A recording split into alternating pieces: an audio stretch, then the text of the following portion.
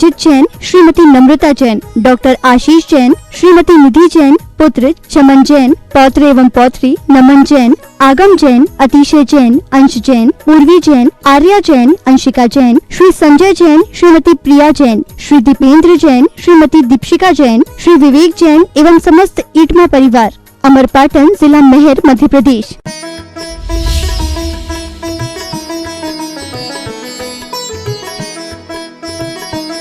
आप सभी ने जो भी सुना था उस सब में ये झलक रहा था कि पूत के लक्षण पालने में ही दिखाई दे जाते हैं।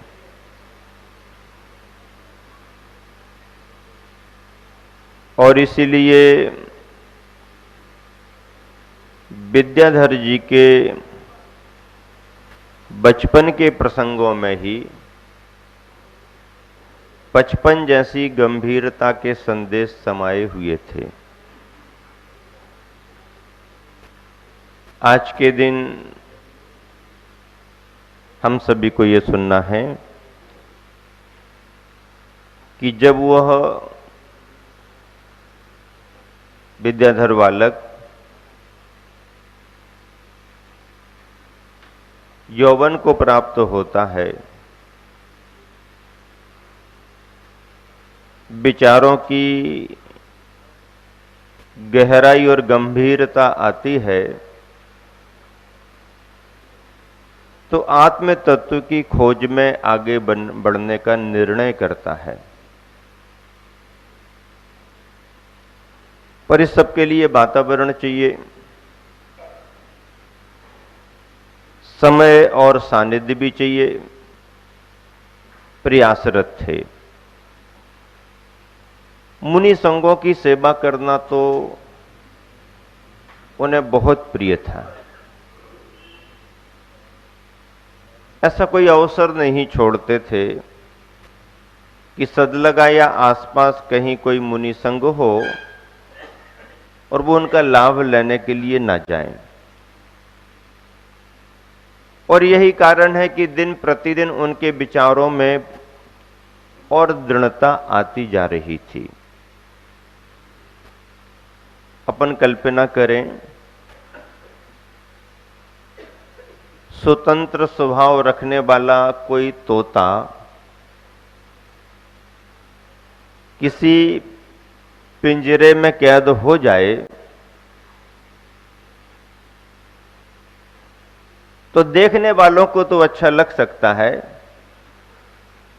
लेकिन जो स्वयं पिंजरे में कैद है ऐसे तोते को अच्छा नहीं लगता, क्योंकि तोता तो स्वभाव में स्वतंत्रता रखना ही पसंद करता है।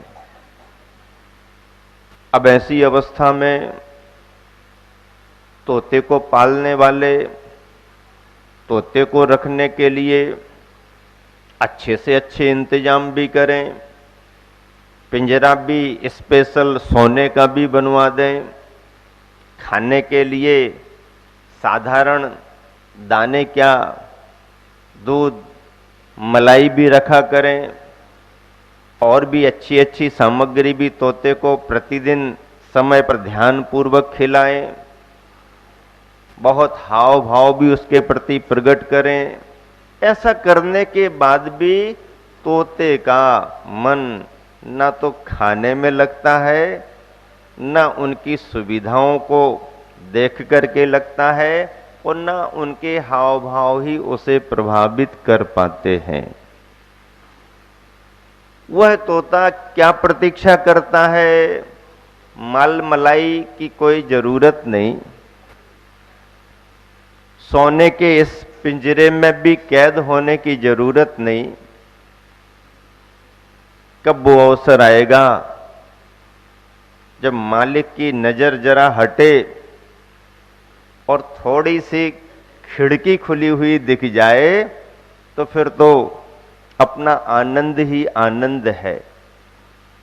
ये भी सोच लेता होगा, पिंजरे से निकल जाएंगे तो ये दूध मलाई कहाँ मिलेगी, हमें तो यहां वहां उड़ना पड़ेगा, खाने को जो भी फल मिल गए नहीं मिले, लेकिन उसमें भी उसे आनंद। क्यों? क्योंकि स्वतंत्रता उसकी रहेगी। और इसीलिए कहते हैं स्वतंत्रता में आदमी परेशानी उठाना भी पसंद कर लेता है, बजाय बनस्पत मजबूरी में सुख सुविधाओं पाने के लिए। क्यों? क्योंकि मजबूरी की सुख सुविधाएं ठीक नहीं, स्वतंत्रता की परेशानी ठीक। जैसा स्वभाव प्रकृति में पक्षियों के प्रति होता है, ऐसा ही स्वभाव धर्म के क्षेत्र में अध्यात्म का रस लेने वाले मुमुक्षुओं के जीवन में भी होता है। सो वही छटपटाहट विद्याधर के जीवन में भी प्रारंभ हो चुकी थी। 14-15 वर्ष की उम्र में 8वीं 9वीं का शिक्षण प्राप्त करने के बाद उन्होंने तय कर लिया अब आगे की पढ़ाई नहीं करना। घर परिवारी जनों ने कहा पढ़ाई करना बहुत जरूरी है, तुम्हारा बड़ा भैया भी पढ़ रहा है, पढ़ने में कोई असुविधा भी नहीं है, साधन भी सब भी है, फिर इनकार क्यों कर रहे हो?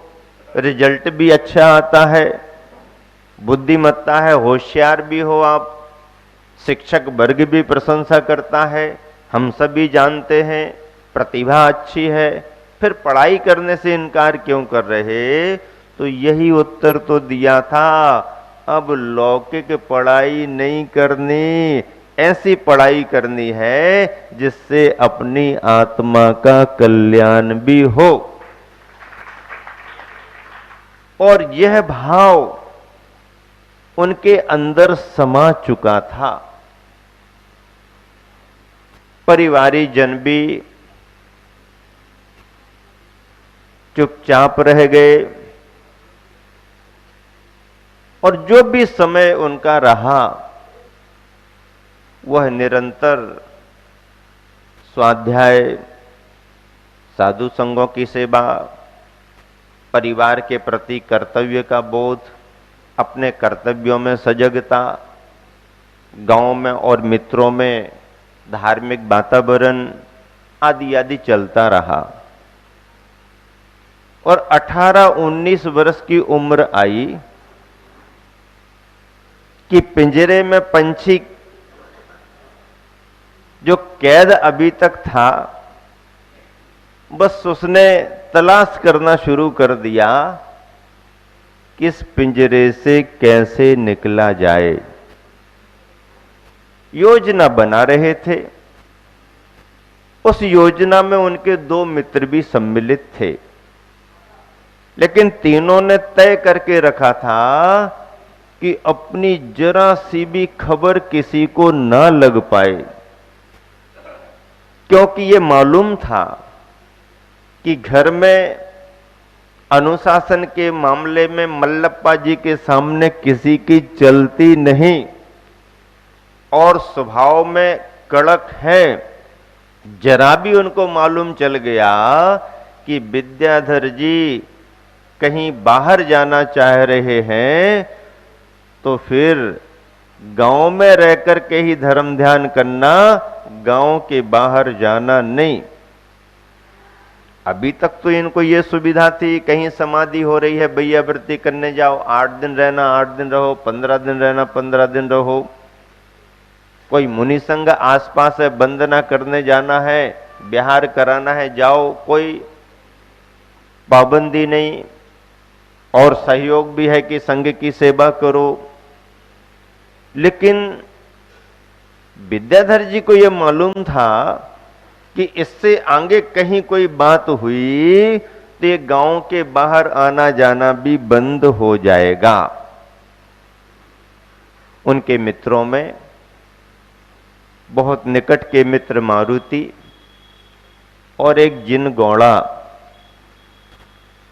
इन्होंने धार्मिक क्षेत्र में आगे बढ़ने का मन बना लिया। ये भी कैसे बना लिया मन? ये ऐसे मन बना लिया कि सदलगा के निकट गांव बोर गांव में मुनिराज नैमी सागर जी महाराज की समाधि हो रही थी। तब इन लोगों का आना जाना, सेवा भैया वृत्ति करना बहुत हुआ।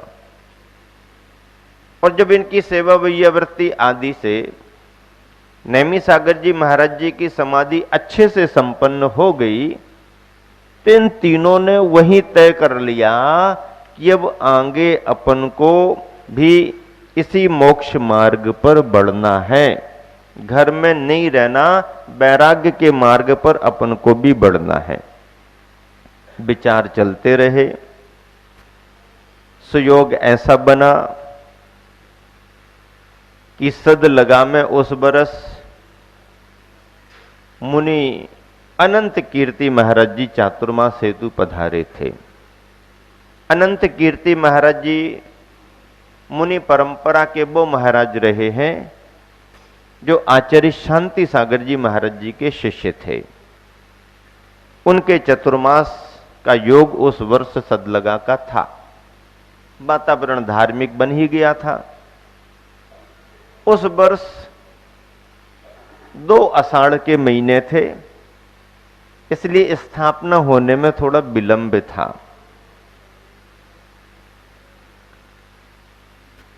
ऐसे धार्मिक वातावरण में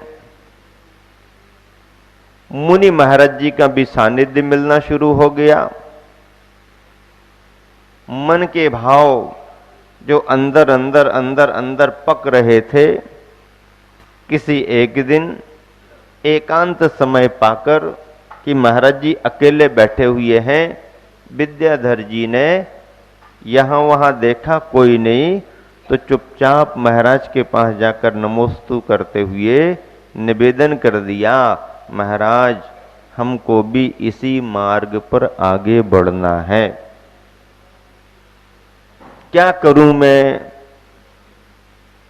अनंत कीर्ति महाराज ने विचार किया, नई उम्र का युवा है, हमारे जैसे वृद्ध महाराज के पास इसकी पढ़ाई लिखाई हो नहीं पाएगी। इसलिए उन्होंने कहा, विद्याधर तुम्हें यदि आगे बढ़ना है तो कुछ पढ़ाई लिखाई तुम्हारी हो, किसी संघ में जाकर के कुछ दिन अभ्यास करो, तब तो बात बनेगी। तो महाराज फिर कहां जाऊं मैं? महाराज जी ने धीरे से कहा, ये तुम्हारा गांव है, यदि तुम्हें कुछ पढ़ना लिखना है तो आचार्य देशभूषण जी महाराज जी है ना, उनके पास चले जाओ, वहां इंतजाम है। विद्याधर जी आचार्य देशभूषण जी महाराज जी से पहले से ही परिचित थे, निकटता का परिचय था, क्योंकि विद्याधर को सबसे पहला मुंजी बंधन संस्कार देशभूषण महाराज जी ने किया था। नाम सुनते ही लगा कि वहां अपना काम बन जाएगा। और ऐसा करते हुए तीनों मित्रों ने आपस में सलाह की, तय किया, लेकिन मारुति को पारिवारिक कुछ असुविधा आ जाने के कारण मारुति को सदलगा में ही रुकना पड़ा। अब प्लान बनाया विद्याधर जी और जिनगोड़ा ने,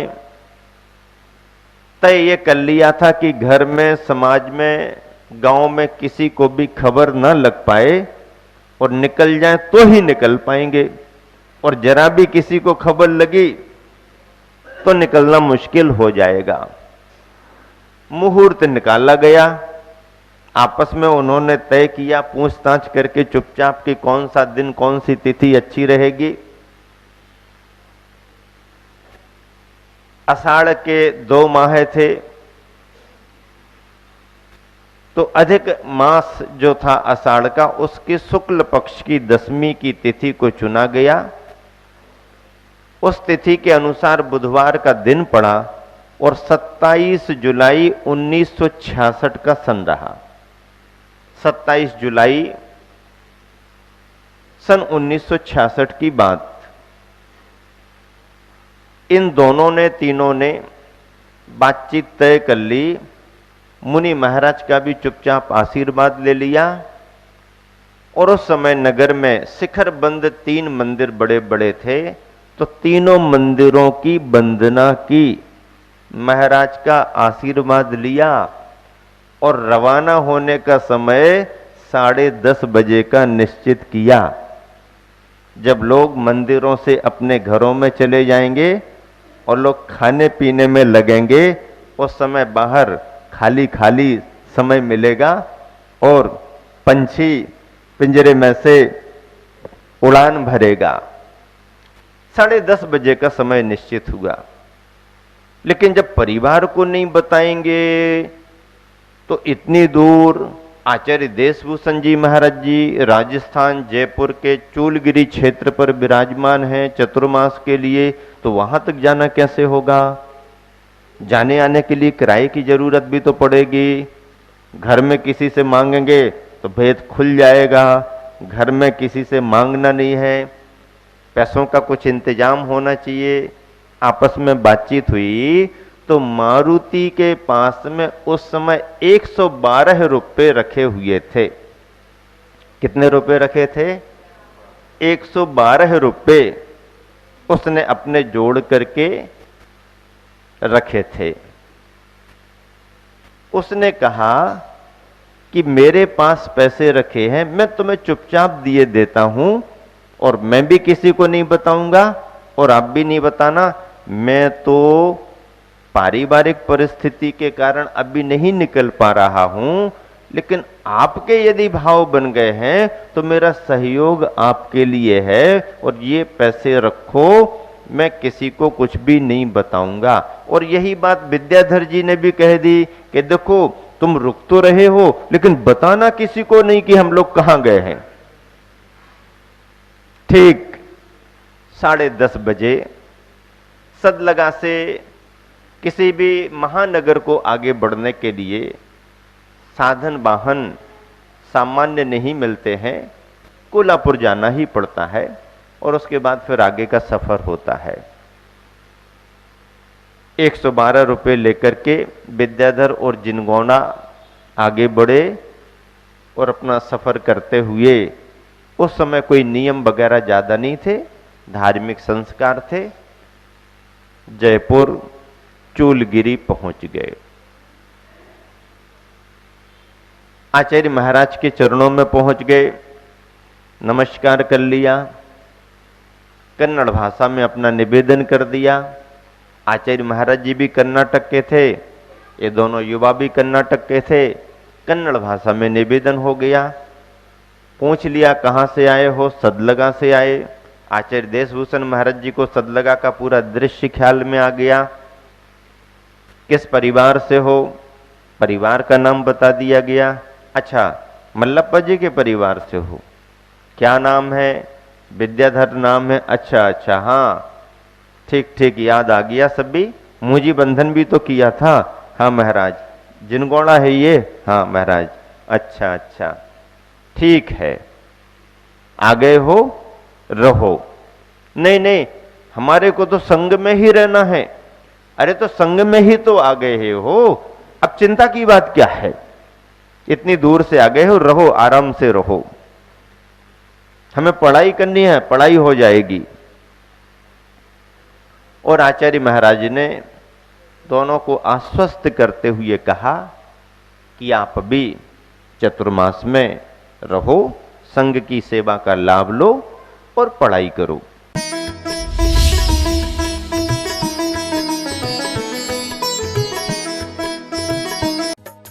इस कार्यक्रम के पुण्यार्चक थे श्री लालजी जैन, श्रीमती सूरज जैन, पुत्र पुत्रवधू श्री अजित जैन, श्रीमती नम्रता जैन, डॉक्टर आशीष जैन, श्रीमती निधि जैन, पुत्र चमन जैन, पौत्र एवं पौत्री नमन जैन, आगम जैन, अतिशय जैन, अंश जैन, पूर्वी जैन, आर्या जैन, अंशिका जैन, श्री संजय जैन, श्रीमती प्रिया जैन, श्री दीपेंद्र जैन, श्रीमती दीपशिका जैन, श्री विवेक जैन एवं समस्त ईटमा परिवार, अमरपाटन, जिला मेहर, मध्य प्रदेश।